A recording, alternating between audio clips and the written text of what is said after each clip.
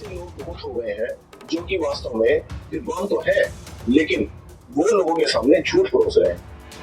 क्यों? पास धन आए, और आज तो सोशल मीडिया और यूट्यूब एक ऐसा माध्यम बन चुका है जिसके द्वारा वो इस कार्य को कर रहे हैं और लोगों को ठग रहे हैं। मूर्ति के समान मानते हैं कि वास्तव में ईश्वर एक मूर्ति है, जबकि मैं आपको बता दूं कि ईश्वर मूर्ति नहीं है। और हमारे सभी शास्त्र और वेद यही कहते हैं कि ईश्वर मूर्ति नहीं है, उसका कोई आकार नहीं है, वो निराकार है। नी होता सच्ची बहिषी। इस मंत्र का अर्थ है कि वो परमात्मा जो स्वयं प्रकाश स्वरूप है, जो ज्ञान स्वरूप है। अब यहाँ पर क्या कहा कि स्वयं प्रकाश स्वरूप है, ज्ञान स्वरूप है। तो क्या कोई जड़ वस्तु के अंदर स्वयं वो अपना प्रकाशमान करता, अपने आप को प्रकाशित कर सकती है? क्या उसके भीतर ज्ञान होता है? अब यहाँ पर एक बात और आती है, इस मंत्र में जो आगे अर्थ लिखा गया है वो ये लिखा गया है, भीतर स्थापित हो सकती है। और वैसे भी ये मूर्ति अगर हम देखें तो प्रकृति की बनी हुई है और हमने खुद बनाई है। न तस्य प्रतिमा अस्ति यस्य नाम महद्यशः मंत्र को बोलकर मूर्ति पूजा का खंडन किया जाता है। विश्वानि देव सविता गुरितानि परासुव यद भद्रं तन्न आसुव।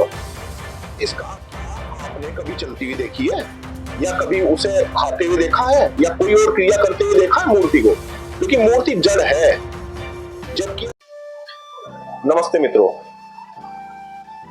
आज संसार में ऐसे लोग बहुत हो गए हैं जो कि वास्तव में विद्वान तो है, लेकिन वो लोगों के सामने झूठ परोस रहे हैं। क्यों?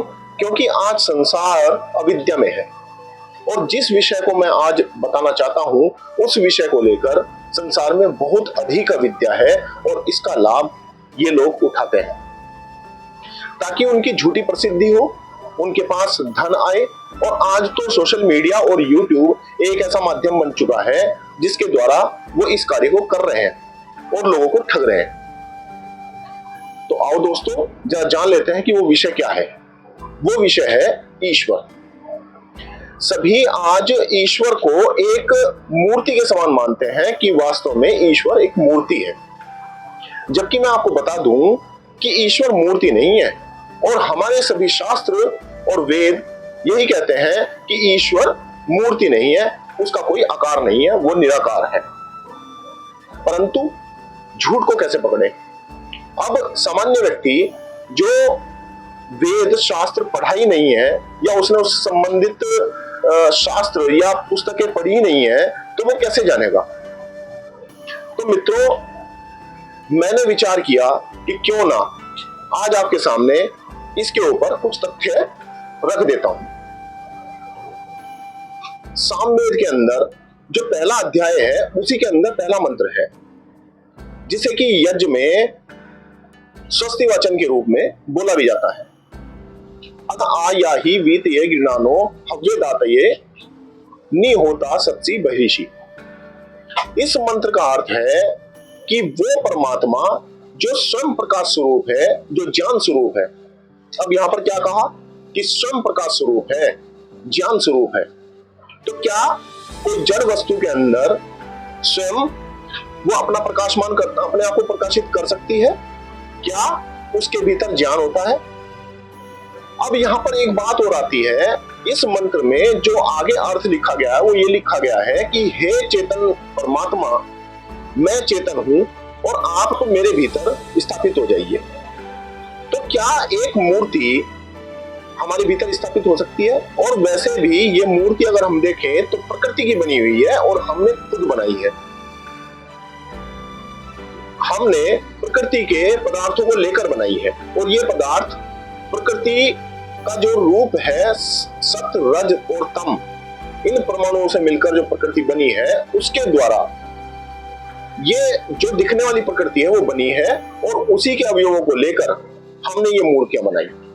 सभी कहते हैं कि आर्य समाज में न तस्य प्रतिमा अस्ति यस्य नाम महद्यशः मंत्र को बोलकर मूर्ति पूजा का खंडन किया जाता है। भाइयों, यहाँ पर मूर्ति पूजा का खंडन किया गया है, मूर्ति का खंडन नहीं किया गया। लेकिन उस परमात्मा की कोई मूर्ति ही नहीं होती, उस महान यश वाले की कोई मूर्ति होती ही नहीं है, फिर भी हमने मूर्ति बना ली। पर जब हम यज्ञ करते हैं तो उसमें ईश्वर स्तुति प्रार्थना उपासना का एक मंत्र आता है, ओम विश्वानि देव सवितर्दुरितानि परासुव यद भद्रं तन्न आसुव। इसका अर्थ है कि हे सकल जगत की उत्पत्ति करता, समग्र ऐश्वर्य युक्त स्वरूप, सब सुखों के दाता परमेश्वर, आप कृपा करके हमारे संपूर्ण दुर्गुण, दुर्व्यसन और दुखों को दूर कर दीजिए और जो कल्याणकारक गुण कर्म स्वभाव है वो हमें प्राप्त कराइए। तो जिस परमात्मा के बारे में यहाँ पर कहा जा रहा है कि सकल जगत के उत्पत्ति करता, समग्र ऐश्वर्य युक्त, समग्र ऐश्वर्य युक्त का अर्थ है कि वो सर्वज्ञ है, उसका ज्ञान जो है वो अनंत है, जबकि किसी जड़ वस्तु के अंदर ज्ञान नहीं होता। क्यों? क्योंकि वो चेतन नहीं है। तो भूगोल आदि, पृथ्वी आदि हम देखते हैं, उसके द्वारा ये बनाई हुई मूर्ति है और ये हमने खुद बनाई है। जबकि इस मंत्र में भी यहां पर कहा जा रहा है कि वो चेतन स्वरूप है। तो आगे फिर दूसरा मंत्र इसमें आता है कि हिरण्यगर्भः समवर्तताग्रे भूतस्तस्य जातः पतिरेक आसीत् सदा धार पृथ्वीं द्यामुते माम कस्मै देवाय हविषा विधेम। इसका अर्थ है कि स्वयं प्रकाश स्वरूप परमात्मा, आप प्रकाश उत्पन्न करने वाले सभी सूर्य, चंद्रमा आदि पदार्थों को उत्पन्न करके उन्हें धारण कर रहे हो, चेतन स्वरूप हो, और आप पहले भी इन सब के स्वामी थे और आज भी इनके स्वामी हो। तो यहां पर आगे अंत में बोला जा रहा है कि आप उस परमात्मा की विशेष भक्ति किया करो, आप योगाभ्यास किया करो। तो जो परमात्मा चेतन स्वरूप है, जिसने इस सब भूगोल को उत्पन्न किया है, जो सूर्य चंद्रमा आदि को उत्पन्न कर रहा है, क्या वो एक छोटी सी मूर्ति हो सकता है? क्या उसकी कोई साइज हो सकता है या उसका कोई आकार हो सकता है? मूर्ति क्या आपने कभी चलती हुई देखी है या कभी उसे खाते हुए देखा है या कोई और क्रिया करते हुए देखा है मूर्ति को? क्योंकि मूर्ति जड़ है।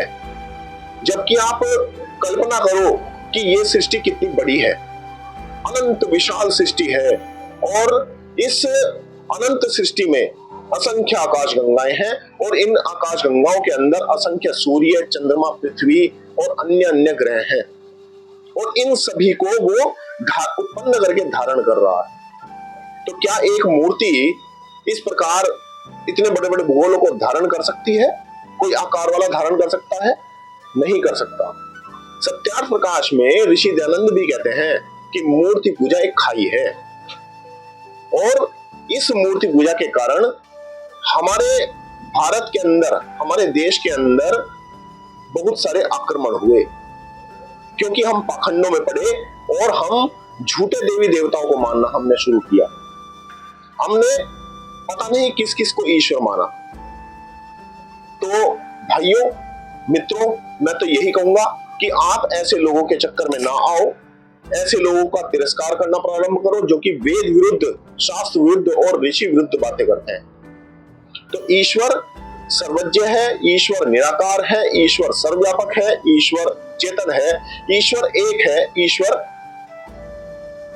न्यायकारी है, ईश्वर दयालु है, ईश्वर क्षमा करने वाला है। तो सभी इस प्रकार ईश्वर को मानकर उसकी उपासना करें, उसे अपने भीतर, अपनी आत्मा के अंदर धारण करें। क्यों? क्योंकि वो आत्मा के अंदर हर समय है, आपको बाहर उसे ढूंढने की आवश्यकता नहीं है। तो मूर्ति में भी है, लेकिन ईश्वर की कोई मूर्ति नहीं हो सकती। तो इसलिए मैं तो यही कहूंगा कि आप चेतन परमात्मा की उपासना करें, और चेतन परमात्मा ही ज्ञान स्वरूप हो सकता है। वो ज्ञान उसके भीतर है तो वो हमें भी वही ज्ञान देता है। तो आप सभी मुझे बताइए कि मेरी ये वीडियो आपको कैसी लगी। आप कमेंट करिए, आप मेरे चैनल को सब्सक्राइब करिए और इस वीडियो को लाइक करें और ज्यादा से ज्यादा शेयर करें और मुझे बताएं कि किस टॉपिक पर और मैं वीडियो बनाऊं, ताकि जो अविद्या है वो अविद्या समाज से दूर हो सके। धन्यवाद, नमस्ते जी।